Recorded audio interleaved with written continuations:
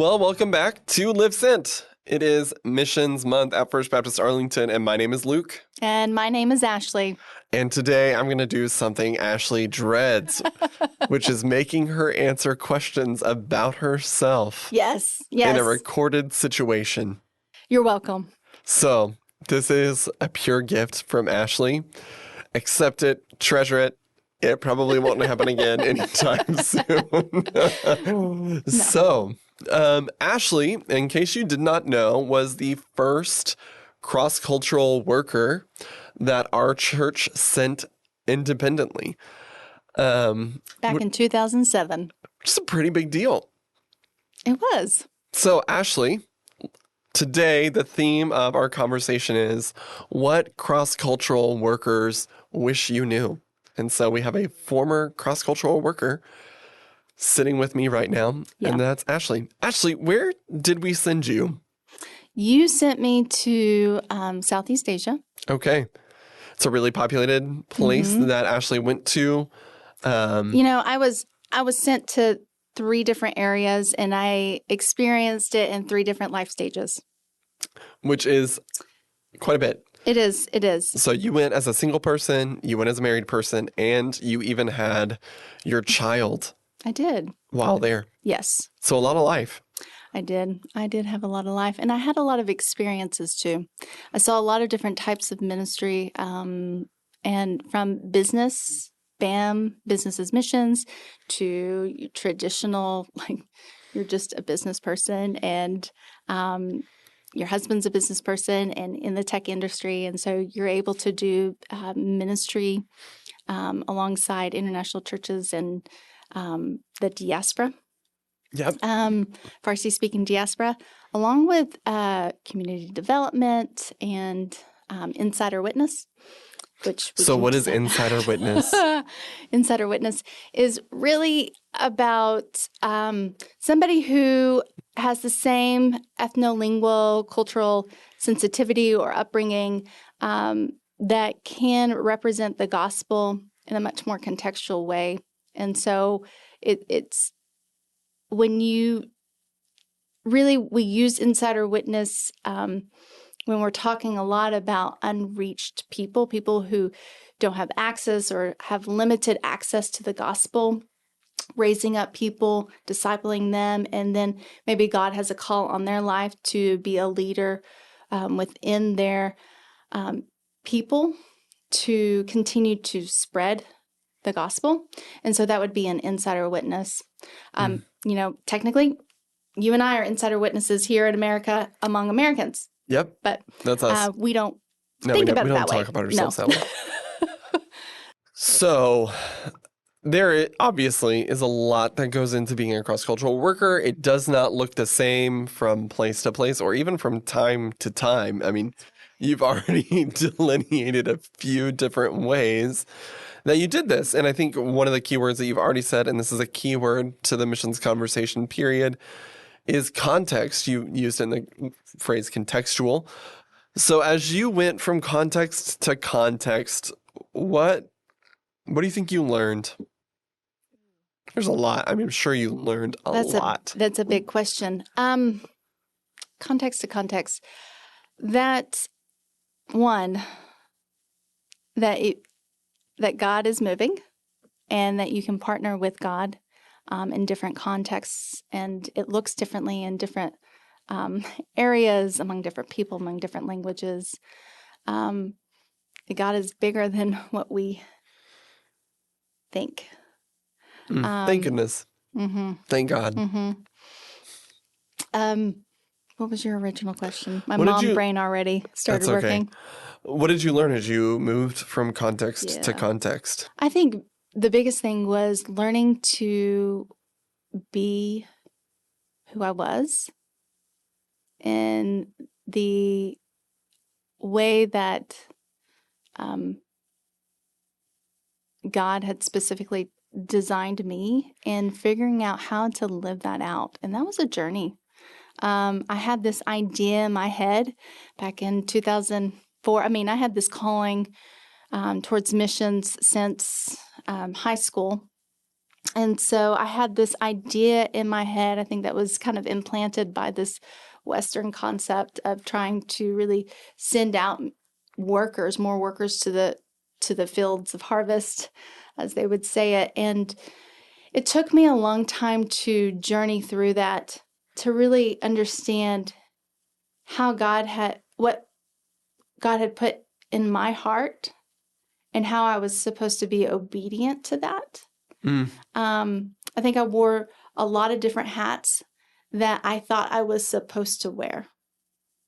And along that way, there were certain things within me that were, there was a lot of friction in that, that I've come to realize, out of the goodness and the graciousness of God, my final time overseas as a parent, as a mom, as a wife, I think was the most profound part of my experience over there. Again, that time was about 5 years. I mean, I lived over there for 7 years, but that time period was about 5 years. And in that time, I thought I was there to disciple and plant churches among the local people, but really God brought people, the diaspora, who were seeking refuge and asylum from Central Asia, and coming to this land of all places and needing help. And it was just practical help. And here's a story, Luke. Love stories. One of the things that along my journey that I realized is I hate teaching English. It's not for everybody. No, it's not. And I know you're an English major. So I actually felt called to missions in high school as well. And the reason I chose to get an English degree is so that I could go teach English overseas.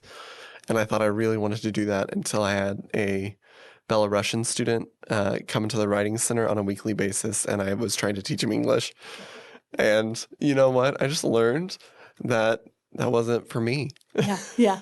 I can't explain the English language. I was horrible at I have a degree writing. in it. And you have a degree. Frankly, no one knows how to explain the English language. Well, so one of the outcomes of that was I hated teaching English, but it was at the powerful moment of my life where I had people in great need around me and begging for me to teach them English because, one, they couldn't go to school. They had no protection in the legal system. They were running away from persecution, and their children needed help. I mean, they just needed help. And so I remember driving along the road one day and talking to God. And all of a sudden, God just said, "Who are you to say no to something that has been gifted to you since you were born to give to somebody else?" And so these refugees had asked for English language lessons. And I just thought, how selfish of me, even though I thought I knew I didn't want to teach English, and I didn't. I was poor at it, poorly, and I still am poorly at it. It was at that moment that I knew I needed to stop and rethink everything and just submit myself to be a witness and a friend and to journey alongside these people who needed that camaraderie, that help. Again, this wasn't me. I wasn't saving them. I wasn't rescuing them. It was us jointly working together. And so we created I have some wonderful friends from it, and we ended up creating a community out of this local church that were starting. The refugees were teachers and learners, and we were walking alongside them as we were learning and teaching with them. And it's blossomed into this beautiful learning center, refugee learning center, education center that is now impacting various nations. It's now opening doors from a national level, it's opening doors into people to get their GEDs and U.S. high school diplomas and being able to transfer it to other universities that would never be an open door for them. And so I think just being able to be humble enough to hear God's voice and to confess my disobedience at that time and to just submit to it and to submit to God's leading in that was probably the most profound lesson that I did learn. And the fruit of what God did with all of that in our community is just amazing. I mean, it's really, I feel like it's a representative of kingdom here on earth, because when you go there, people find community, they find belonging in the depths of, they're running away from persecution and they're in really hard places and they have no one to turn to, so they turn to each other in this space. And there are believers and there are people who don't believe in Jesus as well. But when you walk into that space, volunteers, those that are teaching, those that are getting paid, and those that are learning are really being seen. And I think for someone to be seen is so important. I think so. And so when God sees us, God sees each and every one of us. It's such a testimony to ourselves, just to us about his presence. But anyway, that is probably the biggest thing I've learned. And that's just a personal story of mine. It's not across all cross-cultural. Well, no, while you were a cross-cultural worker, your experiences are not going to be the same as other cross-cultural workers. And I think even now, if you were to go back and do it, your experiences would be different. They would be, and I would know what not to do. Right. What are the questions you wish people would ask you when you got back? Because I'm sure people would ask, "Oh, how is it?" Which is a well-meaning question, Sure. But how do you summarize life in an entirely different country and the work you're doing? So what are the questions you wish people would ask you as a cross-cultural worker during the times you came back to the States? I think I would have loved more questions about the ministry and the work itself and how people can continue to be a part of it and bless it. I think, you give your life to something, you give your all. I mean, you're moved over there and you're being shaped and living under a lot of stress as well. And to step away from that is a grieving point, because you're having to grieve a life that you built and you left to start a new life. And so keeping those connections are life-giving. And if people would just talk about the ministry, how could they continue to bless it? What's going on? Be interested in it. Be involved in it. I think that we understand from a cross-cultural perspective that it's not necessarily you're looking at us, you're looking at the vision and what God is doing. And that's really why we go. We don't go for ourselves. We go for what God is calling us towards. And so we want people to be called towards that and not focused on us. Yeah. Good questions. If you got to sit down with high school Ashley after she experienced her call to missions, what would you say to that bright-eyed high schooler who was discerning a tremendous call on her life? Oh, Luke, that's a doozy. What would you say to yourself? Get ready to be surprised. Life's been hard. I mean, to be honest, it's been hard. We've had some hard roads, experienced some hard things. For that naive Ashley, that 16-year-old naive Ashley, I would say you've got to continue to be rooted in your identity in God and continue to grow in that, and to make sure you have a wise pool of people around you and be open to them speaking into you.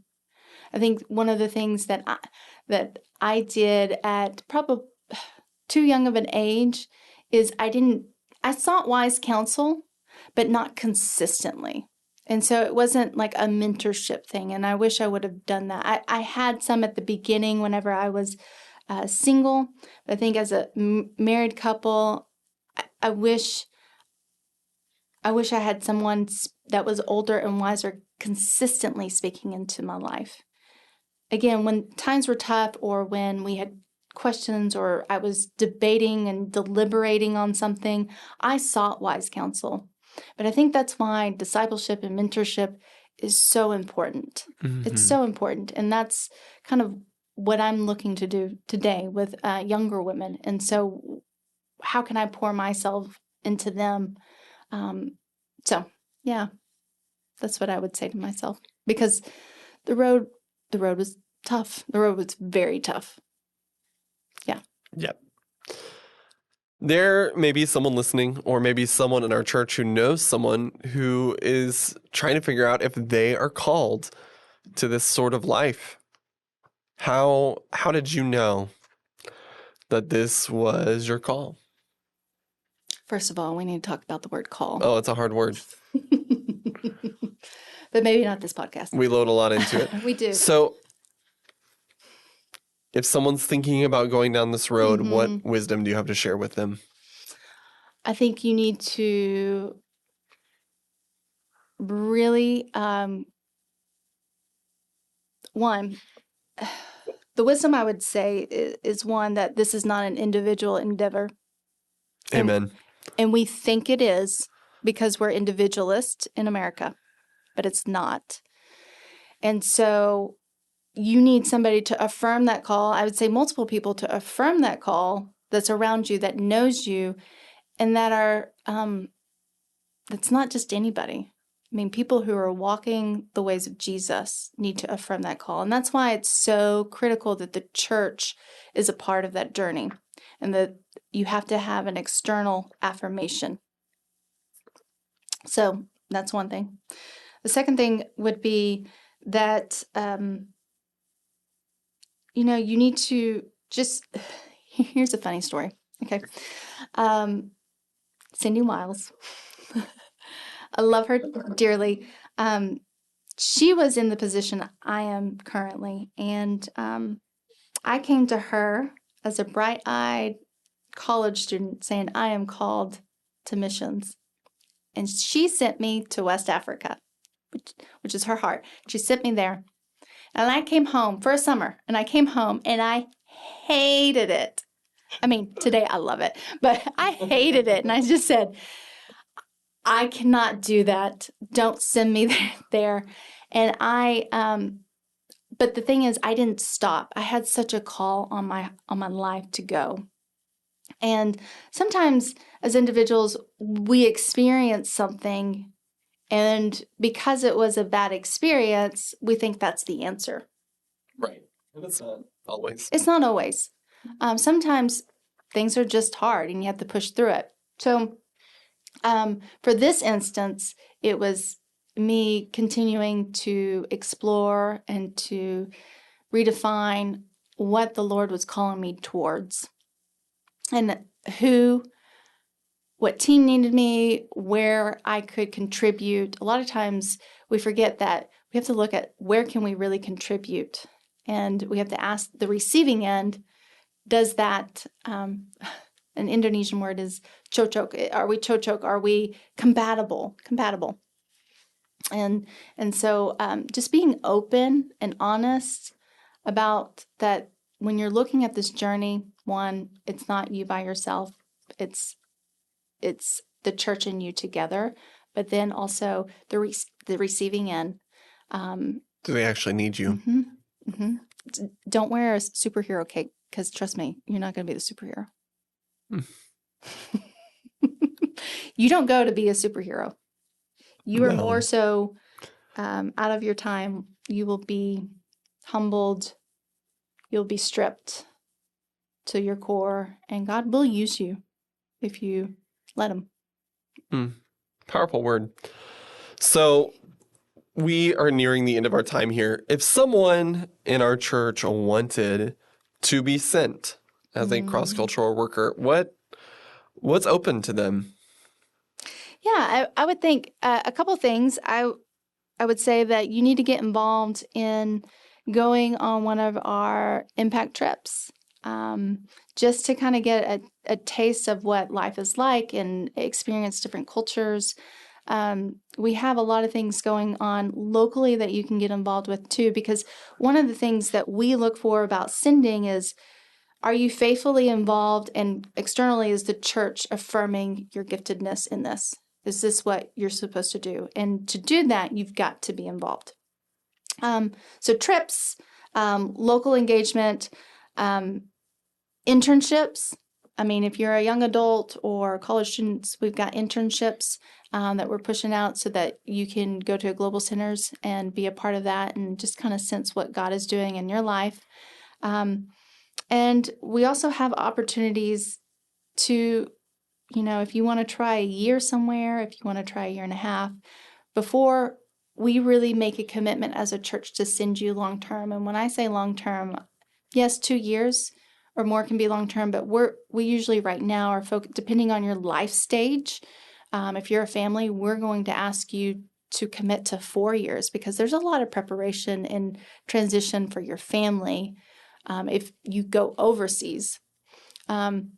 So you can just contact me and we can journey together and get involved in, we have training as well that we would do. But it starts with a conversation. One, it starts with prayer. It starts with getting people around you, and it starts with a conversation with me. Love it.